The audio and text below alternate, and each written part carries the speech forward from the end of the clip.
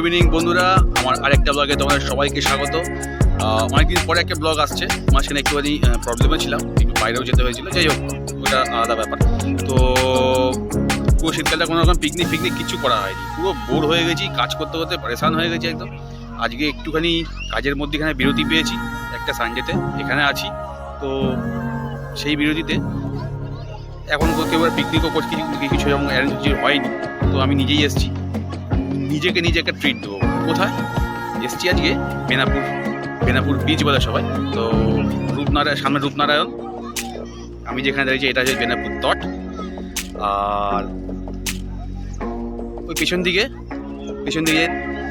হালকা জঙ্গল, দারুণ জায়গা, অসম জায়গা, তোমাদেরকে আমি দেখাচ্ছি। তারা এই দেখো সামনে অপরূপ রূপনারায়ণের শোভা, তাতে এই সূর্য মামা আসতে যাচ্ছে অস্তাচলে, যেতে যেতে তার শেষ আলোক ছটাটাও মানে তার প্রতিফলন আমাদের দিয়ে যাচ্ছে।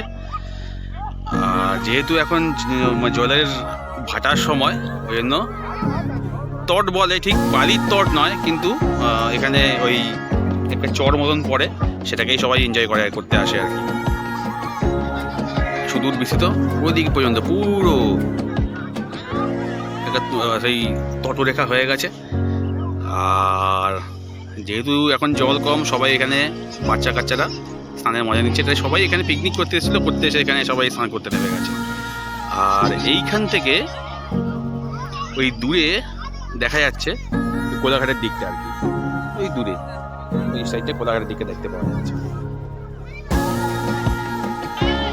এছাড়া এইখানে কিছু নৌকো দাঁড়িয়ে আছে, যেই নৌকোগুলোকে দেখতে মানে জাল রেডি করাই রাখা আছে একদম, মানে জাস্ট জোয়ারটা আসবে এরা মাছ ধরতে নেমে যাবে, পুরো রেডি করা একদম।